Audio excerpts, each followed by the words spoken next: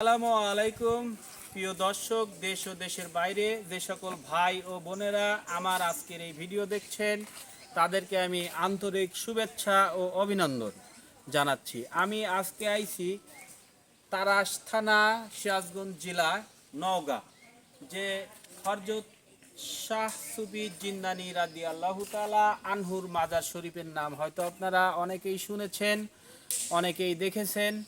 সেই জায়গাতে আমি আজকে দাঁড়িয়ে আছি, যেখানে ঘুমিয়ে আছে হযরত শাহ সুফি জিন্দানি রাদিয়াল্লাহু তাআলা আনহুর মাজার। এই বিল্ডিংয়েই আছে। আপনাদের এই বিল্ডিংটাও আমরা দেখাবো আর কিছুক্ষণ পরে। তার আগে আপনাদেরকে প্রিয় দর্শক একটা জিনিস দেখাই দেই। 120 বছরের পুরাতন একটি শিমুল গাছ।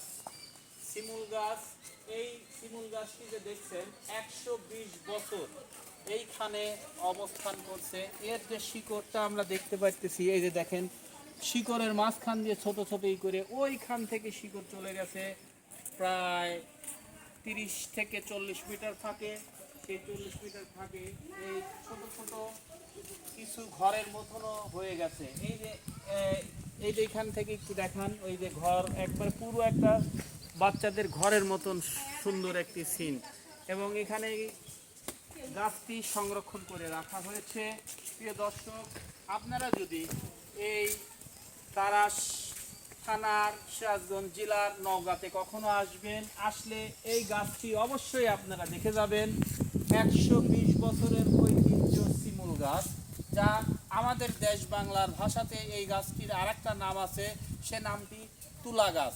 আগে এই গাছের তুলা দিয়ে মানুষ বালিশ ভরে মাথায় দিত এবং মাথার তলে শুয়ে থাকতো লেপ। আর শিমুল তুলার লেপের আসলে জুড়ি নাই। যত সুন্দর এই গাছের